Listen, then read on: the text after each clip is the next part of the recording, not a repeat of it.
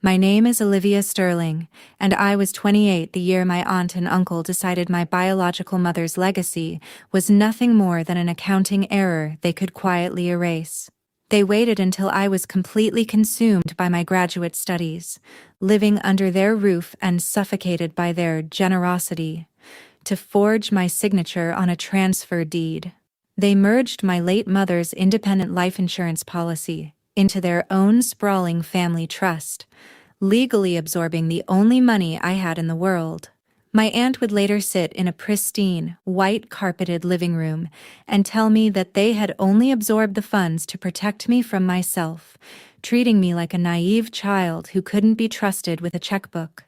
She had absolutely no idea that you should never, under any circumstances, hand a forged piece of paper to a woman whose entire professional career is dedicated to the forensic preservation and authentication of historical documents.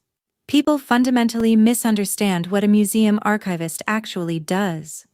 They imagine a quiet librarian blowing dust off old books. The reality is far more clinical and far more relentless.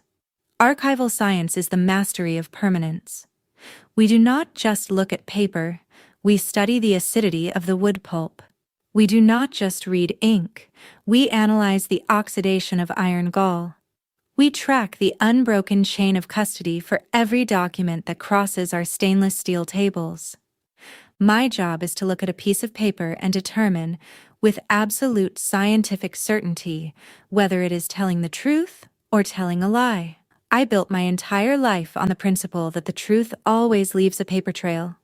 You can burn a document, you can shred it, you can lock it in a vault, but the transaction itself always leaves a shadow in the archives. Unfortunately, I was raised by a family that believed truth was entirely subjective, determined only by whoever had the most money and the loudest voice. In my family, there was my cousin, Bethany, and there was me. Bethany was the biological daughter of my Aunt Caroline and Uncle Richard. She was 27, aggressively loud, chronically irresponsible, and treated her parents' immense wealth as a limitless ATM. I was the interloper. My biological mother, Sarah, was Caroline's younger sister. Sarah was a hard-working, deeply loving single mother who worked as a municipal clerk. We didn't have much money, but our small apartment was full of warmth, books, and quiet stability. When I was 18, just weeks before I was supposed to leave for college, my mother was diagnosed with a highly aggressive illness. She passed away 4 months later. I was entirely alone. My Aunt Caroline and Uncle Richard stepped in and offered me the spare bedroom in their massive, gated suburban estate. At the time, I thought they were saving my life. I didn't realize until much later that they weren't offering me a home. They were acquiring a live-in resource. The narrative in the Sterling household was established immediately. I was the charity case. I was the poor, orphaned niece who owed her entire existence to the benevolence of her wealthy aunt and uncle. Because they put a roof over my head, it was silently understood that my labor belonged to them. While Bethany spent her 20s traveling through Europe and finding herself on her parents' dime, I became the invisible machinery that kept the Sterling estate running. I managed the household staff. I balanced Richard's personal expense ledgers. I ran Caroline's charity gala committees, doing all the spreadsheets and vendor coordination while she took the photographs and the credit. Olivia is just so organized, Caroline would say to her wealthy friends, sipping a martini on the patio while I arranged the catering trays behind her. She's not ambitious like Bethany, of course, but she is so incredibly helpful around the house. We gave her a home, and she repays us by keeping things tidy. It's a wonderful arrangement.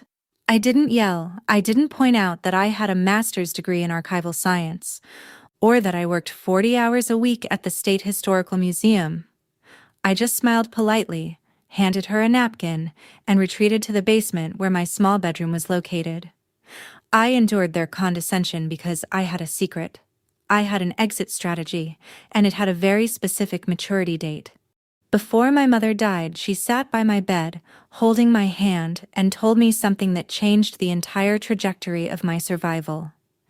"I don't have a massive estate to leave you, Olivia," my mother had whispered, her voice frail but incredibly steady. "But I have been paying into a specialized whole-life insurance policy since the day you were born. It is designed to mature and disperse the principal balance directly to you on your 25th birthday. I set it for 25 because I want you to have your education finished first. I want you to use that money to buy a house, a small place of your own, where no one can ever tell you what to do." The payout wasn't a billionaire's fortune, but it was significant. It was roughly $400,000. To me, it wasn't just money. It was a shield. It was the physical manifestation of my mother's love, reaching across time to buy my freedom. For 7 years, I lived in Richard and Caroline's basement. I endured their insults. I picked up Bethany's dry cleaning. I let them call me a charity case because I knew that the moment the calendar turned to my 25th birthday, I was going to pack a single suitcase, cash that policy, and walk out of their lives forever. But families like the Sterlings have a predator's instinct for independence. They can smell when a resource is preparing to leave the perimeter. The month before my 25th birthday, the atmosphere in the house suddenly changed. The casual insults stopped. Caroline began inviting me to sit with her in the evenings. Richard started asking about my day at the museum, feigning a sudden, intense interest in my life. I should have recognized the sudden warmth for what it was: the baiting of a trap. One evening, 3 weeks before my birthday, Richard called me into his dark, mahogany-paneled home office. Caroline was already sitting there, a look of deep, maternal concern perfectly painted on her face. "Olivia, please, sit down," Richard said, adopting his most paternal, authoritative voice. I sat in the leather chair, feeling a cold knot form in my stomach. "Your aunt and I have been discussing your upcoming birthday," Richard began, folding his hands on his massive oak desk. "We know about the life insurance policy your mother left you. It's a lovely gesture. But we've had our wealth managers look into the specifics of the disbursement, and Olivia, it's a tax nightmare." I frowned. "The policy was structured to be tax-free upon maturity, Richard." Caroline sighed heavily, leaning forward and placing a perfectly manicured hand on my knee. "Oh, sweetheart, the laws have changed so drastically since your poor mother set that up. If you take a direct cash disbursement, the capital gains and state inheritance taxes are going to slaughter that principal. You'll lose nearly half of it to the government." "We can't let that happen to Sarah's money," Richard said smoothly. "So, I had my corporate attorneys draft a solution. We are going to temporarily merge the payout of your policy into the Sterling Family Trust." My blood ran cold. "Merge it? It's just an administrative umbrella, Olivia," Richard assured me, his voice entirely reasonable and practiced. "By rolling the funds into our existing tax-sheltered trust, we bypass the disbursement penalties completely. The money remains yours, of course. It simply sits in our high-yield accounts, protected from the IRS. Whenever you need funds, for rent, for a car, for anything at all, you simply ask me and I will disperse it to you from the trust as a living expense, entirely tax-free. We are doing this to protect you, Olivia," Caroline added, her eyes wide with manufactured sincerity. "You are so young. $400,000 is a lot of responsibility. We don't want you to make a mistake and lose it all. Let Richard manage it. You live here rent-free anyway. You don't need the burden of a massive bank account right now." I sat in the leather chair, my mind racing. I was an archivist, not a tax attorney. I didn't know the current state inheritance laws, but I knew that transferring the sole asset my mother had left me into a trust controlled entirely by Richard felt fundamentally, terrifyingly wrong. "I appreciate the offer," I said carefully, "but I think I would prefer to just take the disbursement myself and consult my own accountant." Richard's paternal smile vanished instantly. His face hardened into a mask of cold, arrogant authority.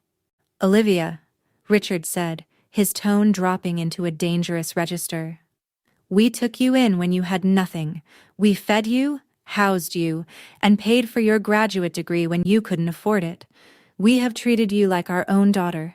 And now, when I am offering my highly expensive legal team to save your inheritance from the government, you are choosing to be difficult and ungrateful?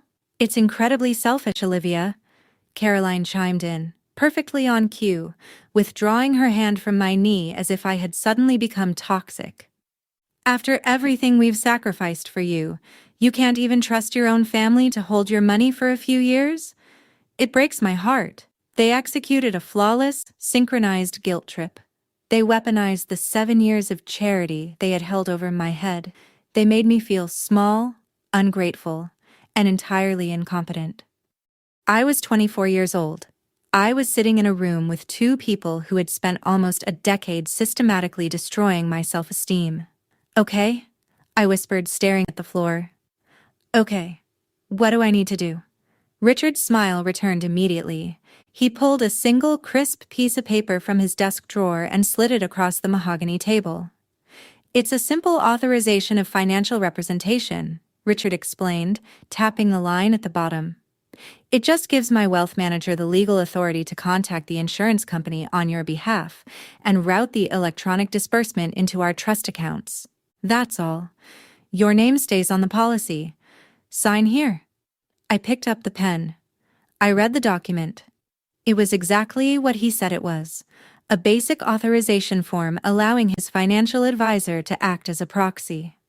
It did not sign away my rights to the money. It did not merge the accounts. It merely authorized the routing of the transfer. Relieved that it wasn't a transfer of ownership, I signed the paper. Excellent, Richard said, sliding the paper back into his drawer. We'll handle everything from here, Olivia. Don't worry about a thing. I left the office feeling uneasy, but I told myself I was being paranoid. The money was just sitting in a different account. I could ask for it whenever I was ready to buy a house. 3 years passed. I was 28. I had been promoted to senior historical archivist at the museum. I had quietly saved a substantial amount of my own salary, and I had spent months scouting real estate. I finally found the perfect property, a beautiful, historic stone cottage sitting on a half-acre of land on the outskirts of the city. It was everything my mother had wanted for me. It was small, sturdy, and entirely mine. I put down a holding deposit with my own savings, and then I went home to Richard's house to ask for the disbursement of my mother's policy. I found Richard in his home office, working on his laptop. Uncle Richard, I said, standing in the doorway, do you have a moment? He looked up, clearly annoyed by the interruption. Make it quick, Olivia. I'm reviewing the quarterly reports. I stepped into the room. I found a house, a small cottage outside the city. My offer was accepted this morning. I need to initiate the transfer of my mother's insurance policy out of the family trust so I can cover the closing costs and the mortgage buyout. Richard stopped typing. The silence in the office suddenly felt incredibly heavy. He didn't look at me. He closed his laptop slowly. A house, Richard said, his voice completely flat. You didn't discuss this with Caroline or me. I didn't think I needed to, I replied, keeping my tone even. It's my money, Richard. The house is exactly what my mother wanted me to use it for. I just need you to authorize the wire transfer to my personal account by next Friday. Richard leaned back in his heavy leather chair and let out a long, patronizing sigh. That is going to be a problem, Olivia, he said. My heart skipped a beat. What do you mean a problem? You said the money was sitting in a tax-sheltered account. You said I could ask for it whenever I needed it. I said we would manage it for you. Richard corrected me smoothly. And we have. But the Sterling Family Trust is a complex financial instrument. We recently tied up the majority of our liquid assets in a massive commercial real estate development downtown. We also had to cover Bethany's wedding expenses last year. The trust is entirely illiquid right now.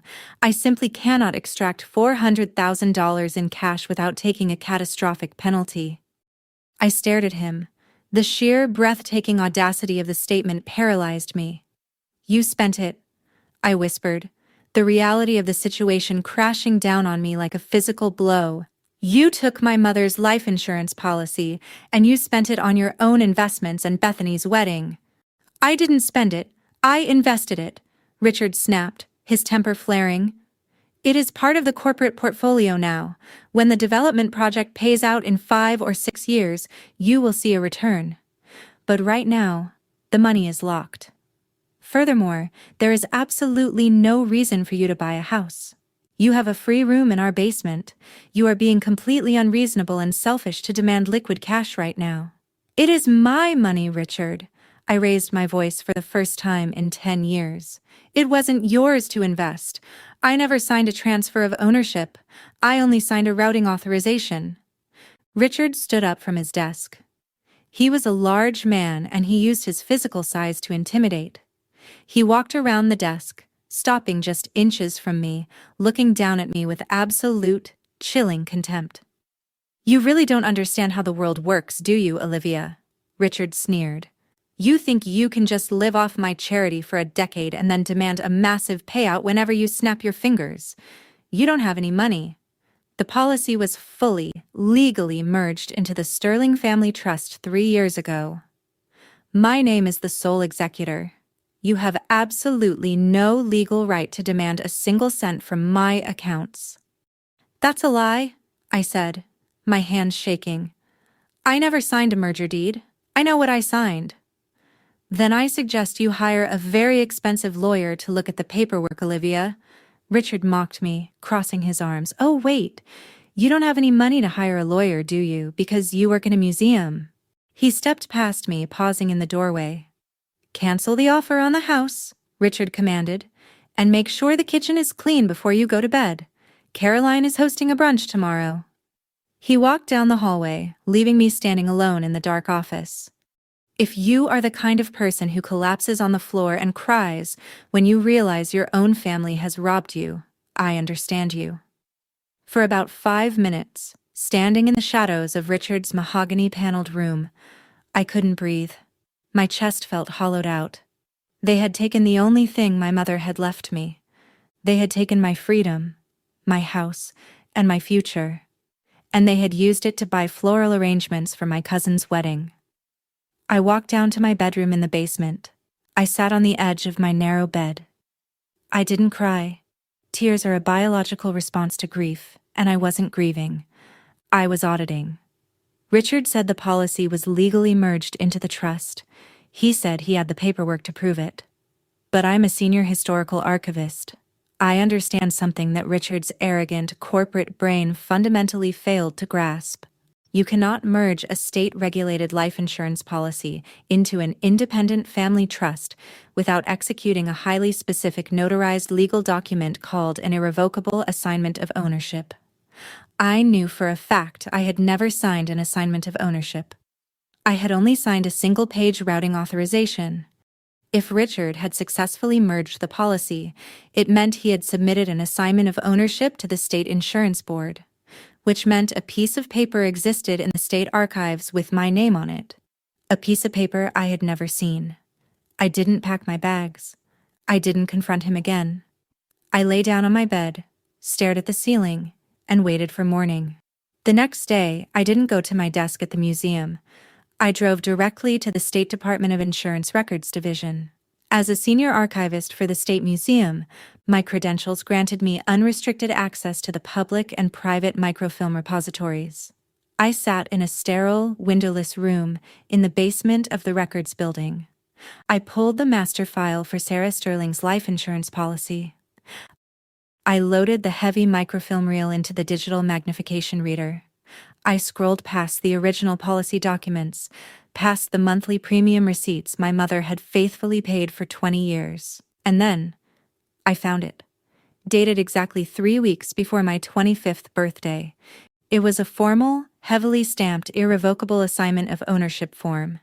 The document legally surrendered all rights, principal, and authority of the policy to the Sterling Family Trust, listing Richard Sterling as the sole executor. I zoomed in on the bottom of the document. There, on the signature line, was my name, Olivia Sterling. It looked incredibly authentic. The cursive was smooth, The loops of the O and the S matched my handwriting almost perfectly. To a bank teller or a standard insurance clerk, it would easily pass inspection. But they weren't showing it to a clerk. They had left a permanent, unerasable copy of it in an archive, waiting for an archivist to find it. I didn't just look at the signature. I pulled the original routing authorization I had actually signed in Richard's office, the one he had submitted simultaneously to route the funds. I placed the two digital images side by side on the high-resolution monitor. I increased the magnification to 400%. I applied a digital contrast filter. When you study historical forgeries for a living, you learn that the human hand cannot replicate the exact, microscopic velocity of a signature twice. A forged signature is not written, it is drawn. Under the massive magnification, the truth exploded onto the screen. The signature on the assignment of ownership was completely flawless. It wasn't just similar to my real signature. It was absolutely, mathematically, identical to the signature on the routing authorization. Every microscopic deviation, every ink weight distribution, was a perfect, pixel-for-pixel match. Richard hadn't hired a professional forger. He hadn't tried to mimic my handwriting himself. He had taken the routing authorization I signed in his office, placed it on a high-resolution commercial scanner, digitally lifted my signature, and laser printed it directly onto the assignment of ownership form before submitting it to the state insurance board. He had stolen $400,000 using a scanner and a PDF editor. I sat in the glow of the microfilm reader, a cold, terrifyingly sharp smile spreading across my face. Richard thought he was a financial genius. He thought he had outmaneuvered the quiet, naive girl living in his basement. He didn't realize that in the state we lived in, merging a life insurance policy under false pretenses is not just standard fraud. Because life insurance falls under the jurisdiction of the State Department of Financial Services, executing a fraudulent transfer of a death benefit triggers a very specific, incredibly punitive statute in the archival law books. It triggers automatic treble damages. By forging that document, Richard hadn't just stolen $400,000. He had legally obligated himself to pay me 3 times that amount in punitive fines the moment the fraud was proven. I didn't call the police. I didn't scream. I pressed the print button on the microfilm reader, requested a certified embossed copy of the forged document from the clerk, and slipped it into a plain manila folder. Richard wanted to talk about legal paperwork. I was about to give him a masterclass. There is a very specific, crystalline clarity that settles over your mind when you look at a piece of paper and realize the people you thought were your family are actually just your wardens. I didn't leave the State Department of Insurance Records Division immediately. I sat in the sterile, windowless microfilm room for another hour, staring at the screen. I wanted to understand the absolute, breathtaking arrogance of what my Uncle Richard had done. To a corporate executive like Richard, paper was just a formality. It was something you shuffled around, rubber-stamped, and filed away in a cabinet to keep the accountants happy.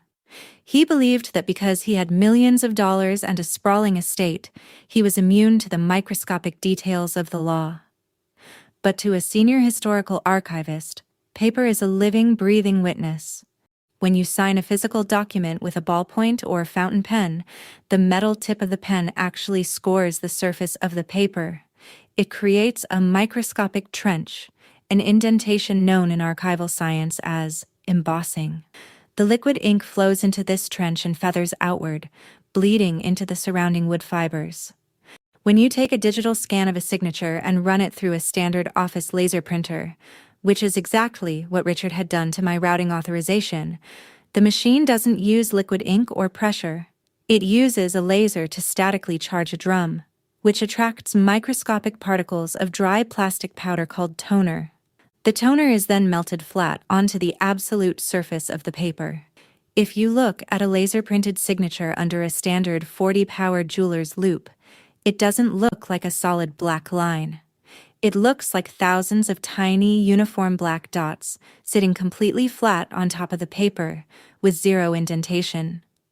Richard hadn't just committed insurance fraud.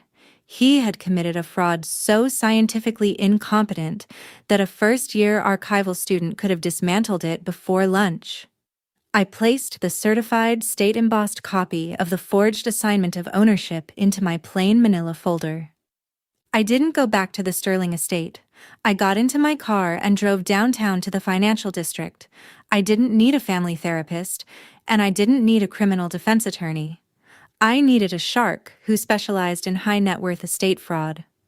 Fortunately, working at the State Historical Museum meant I routinely authenticated stolen artifacts for high-end insurance claims. I knew exactly who to call. Her name was Victoria Vance. She was a senior partner at a boutique corporate litigation firm, a woman who wore razor-sharp tailored suits and viewed familial disputes with the cold, absolute detachment of a mathematician. I sat in Victoria's glass-walled office overlooking the city skyline, and I slid my manila folder across her pristine desk. "Victoria," I said evenly. "My uncle, Richard Sterling, digitally forged my signature on a state-regulated insurance document to absorb a $400,000 death benefit into his personal family trust. He then used the funds to cover his own commercial real estate liabilities." Victoria didn't offer me a sympathetic look. She didn't ask me how I was feeling. She opened the folder and looked at the certified microfilm copies. I had taken the liberty of printing a highly magnified cross-section of the signature from the museum's lab, clearly showing the electrostatic toner scatter. She studied the pixelation for exactly 30 seconds. Then, a slow, deeply predatory smile spread across her face. "He laser-printed a signature on a state financial submission?" Victoria asked, her voice rich with academic amusement. "He didn't even try to trace it with a light box?" "He's an arrogant man," I replied. "He assumed no one would ever look." "Arrogance is my favorite opposing counsel," Victoria murmured, leaning back in her leather chair. "Olivia, do you know the specific state statutes regarding the fraudulent transfer of a life insurance death benefit?" "I know it triggers automatic treble damages," I said. "It does," Victoria confirmed, tapping her silver pen against the desk. "Under state insurance code, executing a fraudulent assignment of ownership is not just a civil breach of fiduciary duty. It is a strict liability offense.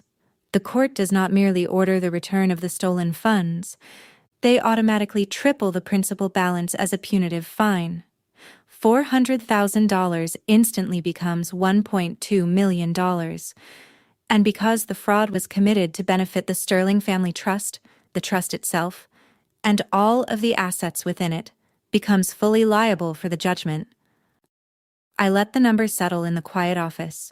$1.2 million. Richard had stolen my cottage to fund his commercial high-rises. In doing so, he had legally strapped a $1.2 million bomb to the foundation of his own empire. "I can file the civil suit and the injunction to freeze his trust accounts this afternoon," Victoria said, reaching for her keyboard. "No," I said softly. Victoria stopped. She looked at me, her sharp eyes narrowing slightly. "Olivia, if we wait, he might move the assets into offshore holding companies. We have the forensic proof. We have the state copy. We have proof that a forged document was filed," I corrected her. "But if we sue him today, Richard will hire a team of expensive defense lawyers. They will claim that he didn't file it. They will claim an assistant made an administrative error, or that a rogue wealth manager executed the transfer without his knowledge. He will throw a subordinate under the bus to protect himself, and he will drag this out in court for 5 years." Victoria leaned forward, resting her elbows on the desk, suddenly understanding exactly who was sitting across from her.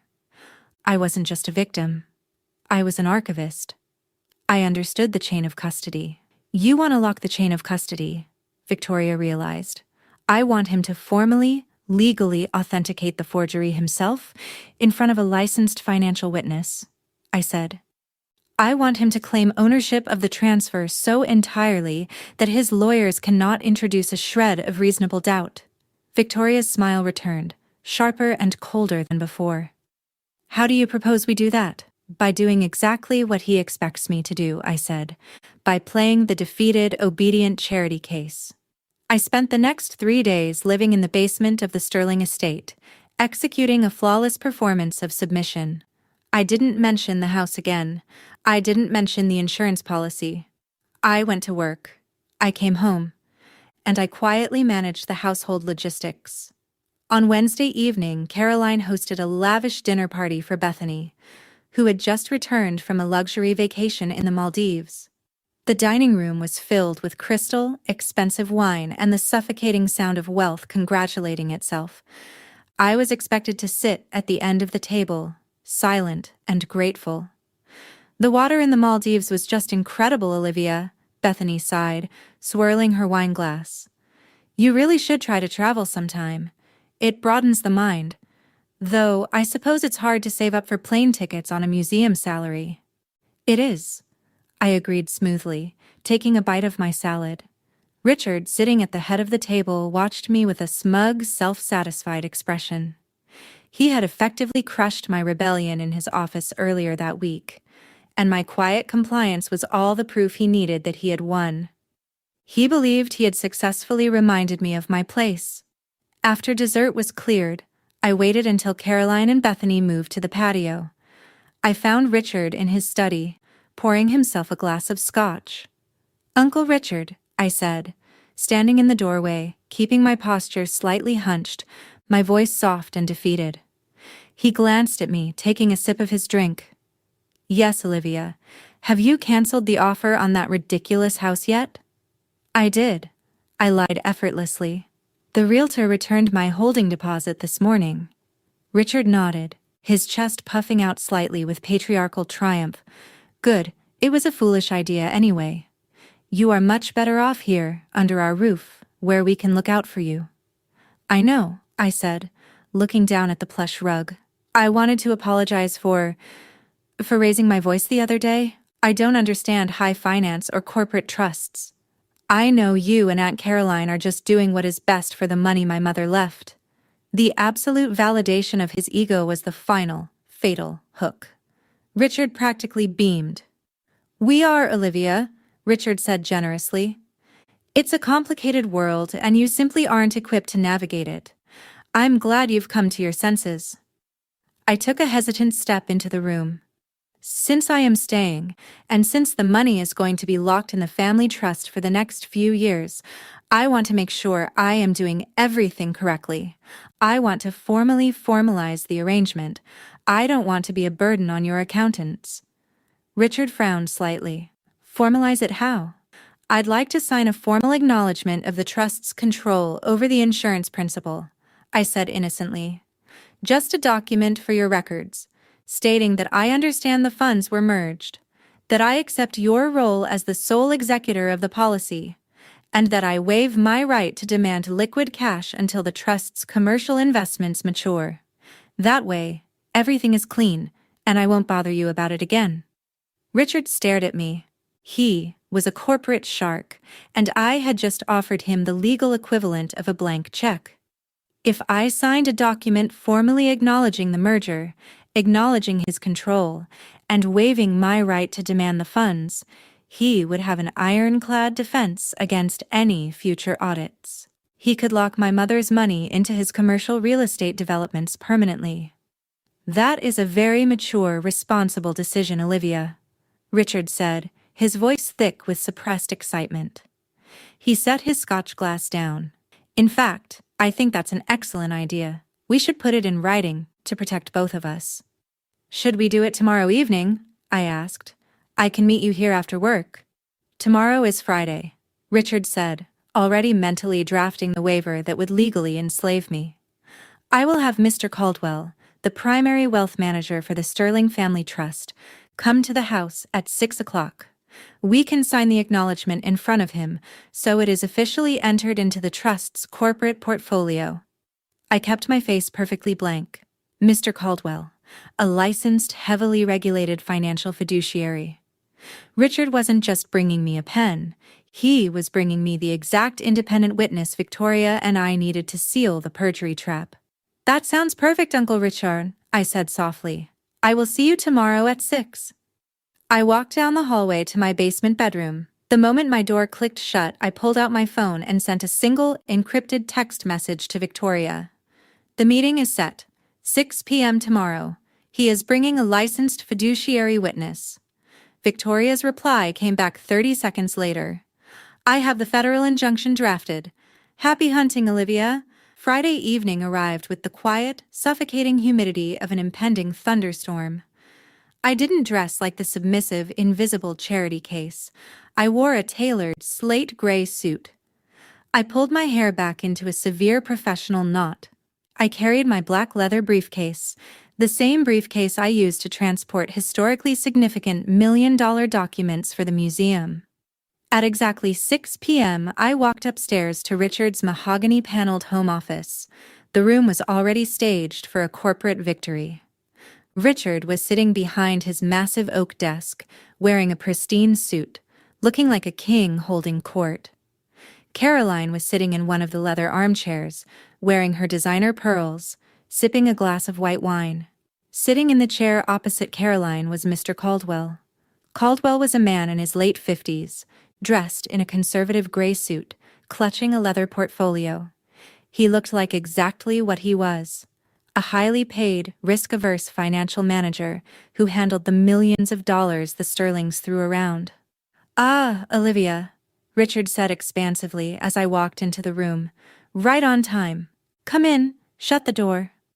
I closed the heavy oak doors behind me. The click of the latch echoed loudly in the quiet room. "You know Mr. Caldwell, of course," Richard gestured. "He oversees the portfolio for the Sterling Family Trust. I thought it best to have him here to witness the acknowledgement, just to ensure all our I's are dotted and T's are crossed." "Good evening, Mr. Caldwell," I said smoothly, walking toward the desk. "Good evening, Miss Sterling," Caldwell replied politely. He had absolutely no idea what was actually happening.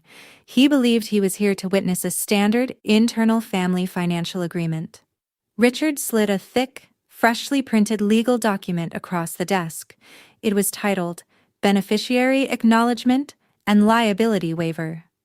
"I had my corporate team draft this up this morning," Richard said, his voice practically humming with triumph. "It is very straightforward, Olivia. It officially recognizes that the $400,000 principal of your mother's life insurance policy was legally, successfully merged into the Sterling Family Trust 3 years ago. It acknowledges that you consent to my absolute authority as the executor of those funds, and it waives your right to demand any immediate liquid disbursement, indemnifying the trust against any future legal claims."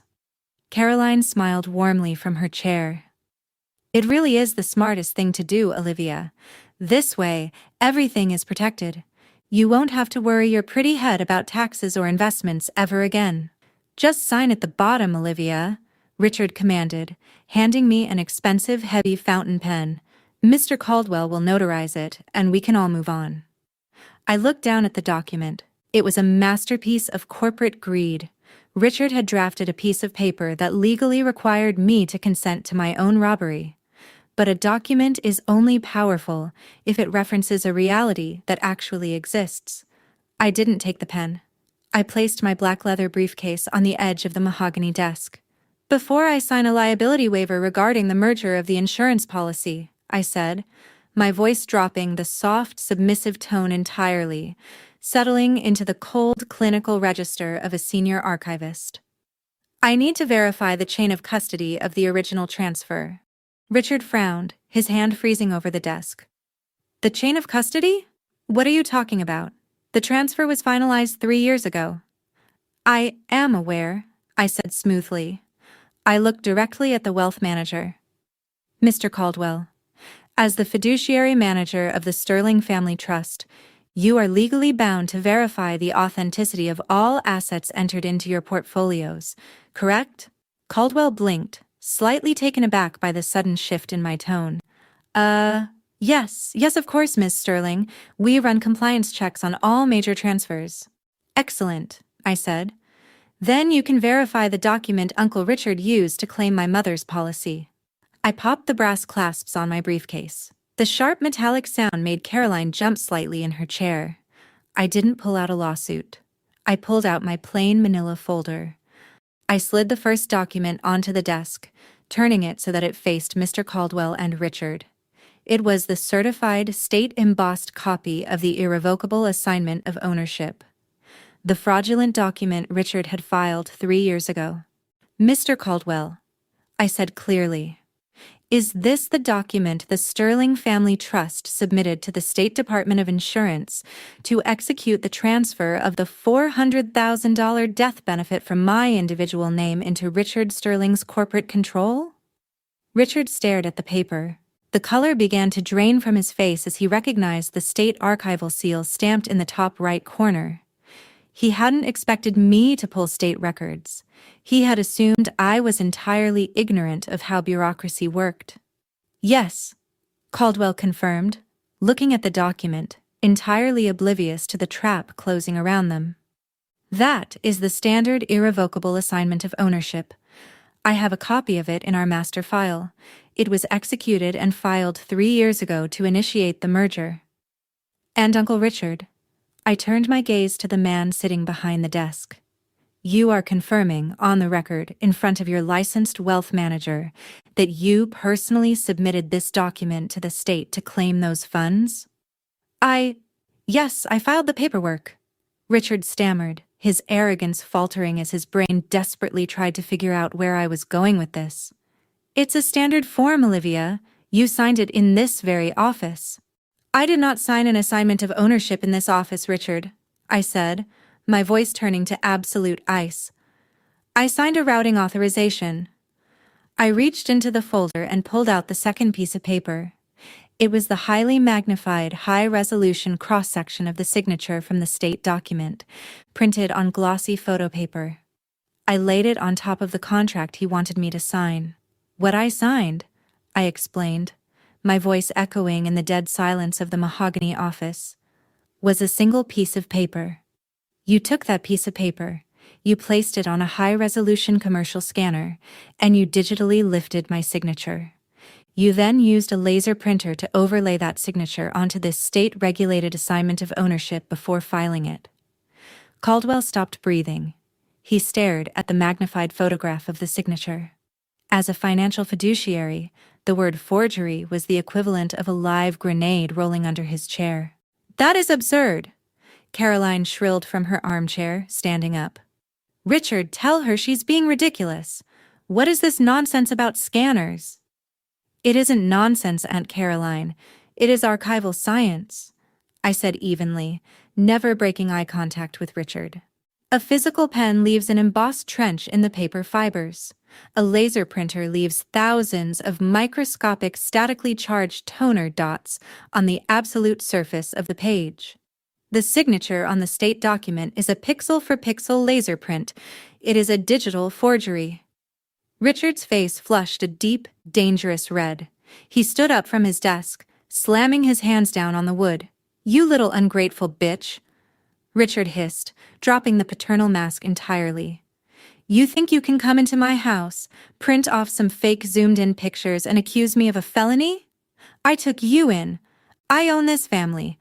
Caldwell, ignore her. She doesn't know what she's talking about. Actually, Mr. Sterling, Caldwell said, his voice suddenly shaking. He pushed his chair back from the desk, physically distancing himself from Richard. If Mrs. Sterling is alleging that the assignment document in our trust portfolio is a digital forgery, I am legally obligated to halt all trust activities and report this to our compliance division immediately.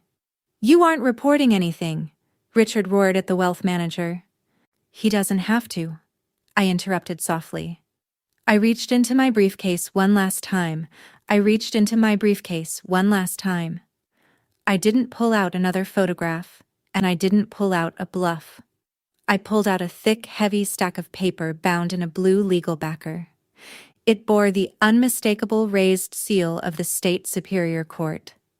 I laid it gently on the mahogany desk, right on top of the liability waiver Richard had expected me to sign. "This," I said, my voice cutting through the heavy, suffocating air of the office, "is a formally filed civil suit and a judicial injunction, signed by a judge at 2 o'clock this afternoon. My attorney, Victoria Vance, has already served your firm's compliance department, Mr. Caldwell. The Sterling Family Trust's accounts are, as of this moment, legally frozen." Caldwell stared at the blue legal backer as if it were a venomous snake. His hands were shaking. He was a man whose entire career was built on minimizing risk, and he had just been sitting in a room with a client actively attempting to solicit a fraudulent signature to cover up a felony. "You froze my accounts?" Richard whispered. The booming, authoritative roar he had used seconds ago had completely vanished, replaced by a thin, ragged wheeze. He looked from me to the lawsuit, his brain completely unable to process the speed at which his reality was collapsing. "You can't do that. You can't freeze a commercial trust over a $400,000 dispute. I have construction loans. I have payroll for the downtown development." "It isn't a $400,000 dispute, Richard," I corrected him softly. I turned my attention back to the wealth manager, who was already packing his leather portfolio, desperate to get out of the room. "Mr. Caldwell, I am sure you are familiar with the state statutes regarding the fraudulent execution of a life insurance death benefit," I said. Caldwell paused, his face turning the color of wet ash. "Strict liability," he muttered, almost to himself. "Treble damages." "Exactly," I nodded. I looked back at Richard. "When you laser-printed my signature and filed that document, you didn't just steal my mother's money. You triggered an automatic punitive fine under state archival and insurance law. You don't owe me $400,000, Richard. The Sterling Family Trust currently owes me $1.2 million. And because you are the sole executor, the trust itself is the primary liable entity." Caroline, who had been sitting in her armchair in a state of paralyzed shock, suddenly let out a loud, high-pitched wail. $1.2 million? Caroline shrieked, standing up and dropping her wineglass. It shattered against the hardwood floor, spilling pale yellow liquid across the expensive Persian rug. "Richard, what is she talking about? Tell her she's lying. We don't have $1.2 million in liquid cash." "We have the real estate," Richard stammered, his eyes darting frantically around his mahogany office as if the walls were closing in on him. "We have the downtown development, the equity." "The equity is illiquid, Mr. Sterling," Caldwell interrupted. The wealth manager was standing now, his professional deference entirely gone. He wasn't speaking to a valued client anymore. He was speaking to a massive, radioactive liability. "If your trust is frozen under a treble damages injunction, your construction loans are going to default by the end of the month. The banks will call in the notes. Richard, if you actually forged a state document to capitalize the trust, the compliance board is going to dismantle your portfolio. I have to leave. I have to notify my firm's legal department immediately." "Caldwell, sit down," Richard yelled, panic finally shattering his pristine facade. "You work for me. You are my manager." "I am a licensed fiduciary, Richard," Caldwell said coldly, walking toward the heavy oak doors. "And I was just named as a witness to an attempted cover-up of a federal-level financial crime. My firm will be fully cooperating with Ms. Sterling's attorneys." "Good evening." Caldwell opened the door and practically ran down the hallway. The heavy oak door swung shut, leaving me alone in the room with my aunt and uncle. The silence was absolute. The power dynamic in the room hadn't just shifted, it had entirely inverted. Richard, the man who had loomed over me my entire life, who had treated my compliance as a birthright, collapsed back into his leather desk chair. He looked small. He looked old. "Why didn't you just come to me, Olivia?" Richard asked, his voice cracking. He was trying to sound like a wounded father, but it only sounded pathetic. "Why did you have to go to the courts? We could have worked this out. We are your family. You are destroying everything I have built." I didn't destroy anything, Richard, I said, my voice as calm and steady as the ticking of the grandfather clock in the corner. You built a commercial empire on stolen foundation blocks. I just pulled my block out. Gravity is doing the rest. After everything we did for you, Caroline sobbed, pointing a trembling, manicured finger at me. We took you in when your mother died. We put a roof over your head. We fed you. This is how you repay us? By bankrupting us over a stupid piece of paper? I looked at Caroline. For 7 years, I had swallowed that exact insult. I had let her use her charity to make me feel insignificant. But standing in that office, looking at the two of them, I realized they hadn't given me a home. They had built a cage, and they had expected me to pay the rent with my mother's life. You didn't take me in, Aunt Caroline, I said softly, the absolute truth of the statement ringing clearly in the room. You saw an uncompensated personal assistant. You saw a tax write-off, and Richard saw a $400,000 slush fund. You didn't give me charity. You charged me for it every single day of my life. And the bill is finally paid. The door to the office suddenly swung open again. Bethany walked in. She was wearing a designer silk robe, holding her phone, looking profoundly annoyed. What is all the yelling about? Bethany complained, looking at the shattered wine glass on the rug. I am trying to text my travel agent. My credit card was just declined for the Paris flights. Dad, did you forget to transfer my allowance again? Richard put his face in his hands and let out a low, agonizing groan. Caroline just stared at her daughter, tears ruining her expensive makeup. Bethany, honey, the trust is frozen. Bethany frowned, completely failing to grasp the magnitude of the situation. She looked at me, standing confidently by the desk with my briefcase. What did you do, Olivia? Bethany sneered. Did you mess up the accounting ledgers again? God, you are so useless. I looked at my cousin. I didn't feel anger. I felt the profound, clean detachment of an archivist closing a file that no longer requires attention. I didn't mess up the ledgers, Bethany, I said smoothly. I just corrected a typo. You're going to need to cancel Paris. I suggest you start looking for a job. I picked up my black leather briefcase. I didn't wait for Richard to speak again. I didn't wait for Caroline to hurl another insult. I turned my back on them and walked out of the mahogany-paneled office.